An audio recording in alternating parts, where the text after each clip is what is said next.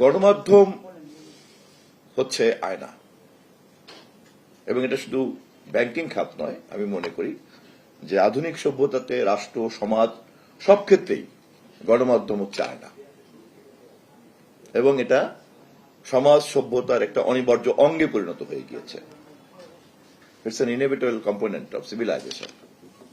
এবং যে সমাজ এটাকে গ্রহণ করতে পারে না, নেয় না, এবং তার উপস্থিতিকে স্বাভাবিকভাবেই সে কিন্তু, এবং এখনো আন্তর্জাতিক অঙ্গনে, বিশ্ব অঙ্গনে বিভিন্ন রাষ্ট্রের মধ্যে যে সমস্ত তর্ক বিতর্ক চলে, আদর্শগত যে তর্ক বিতর্ক চলে, তার মধ্যেও কিন্তু এটা একটা প্রশ্ন যে কে কত সমাজ এবং রাষ্ট্রকে স্বচ্ছ করার ব্যাপারে আগ্রহী, কোন আদর্শ, কোন ব্যবস্থা, কোন রাষ্ট্র, কোন সমাজ তার নিজের চেহারাকে জনগণের সামনে স্বচ্ছভাবে প্রতিফলিত করতে চায়, সৎ আকাঙ্ক্ষা তার আছে কিনা।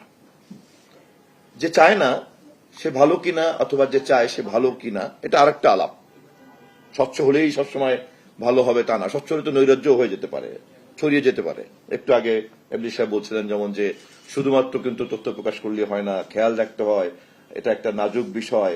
এরকম তো অনেক নাজুক বিষয় থাকে, তো সেখানে আবার আরেক ধরনের হয় সেলফ সেন্সরশিপ কাজ করবে, না হলে এটা অন্য কোনো রেগুলেশন থাকবে। কিন্তু আবার স্বচ্ছ না থাকাটা, সেটা কিন্তু আবার আরেকটা সমস্যা। আমরা নাম বলতে চাই না, আদর্শভিত্তিক এমন রাষ্ট্রকে জানি যে খুব কেন্দ্রীভূতভাবে তারা শাসন করে, এবং তারা খুব সিলেক্টিভ কতটুকু তারা পিপলকে জানতে দিবে, কতটুকু তারা জানতে দিবে না।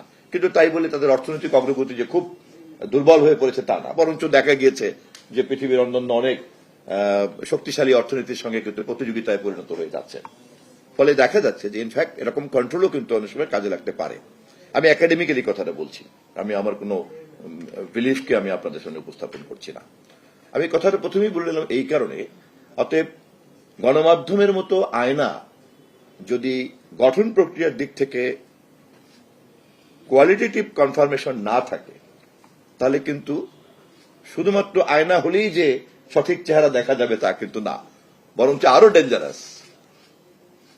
দেখা গেল যে আপনার শাহরুখ খানের চেহারা দেখা যাচ্ছে আর এক রকম। আচ্ছা, আমি যেহেতু পুরুষ, শাহরুখ খানের উদাহরণ দেওয়া ঠিক হবে না। এখনকার নিশ্চয়ই খুব খুব জনপ্রিয় একজন চিত্রনায়িকা, তিনি যদি দেখেন যে তার চেহারা দেখা যাচ্ছে অদ্ভুত, তিনি নিশ্চয়ই খুব ক্ষেপে উঠবেন।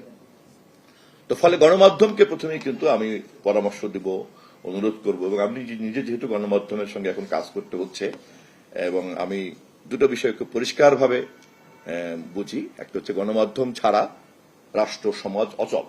এখনকার কোন আধুনিক সমাজ, রাষ্ট্র চলতে পারে না। আবার সেই কারণেই গণমাধ্যমের কোয়ালিটেটিভ এক্সিস্টেন্স, কোয়ালিটেটিভ প্রেজেন্স, এটা কিন্তু কনফার্ম করতে হবে। তার বিল্ট ইন সিস্টেমের মধ্যে এমন কোন সমস্যা আছে কিনা যা তাকে সঠিকভাবে প্রতিবিম্ব এবং প্রতিফলিত করার সুযোগ দেয় না, এবং সে তা জানে কিনা যে তার বিল্ট ইন সিস্টেমের মধ্যে প্রবলেমটা আছে।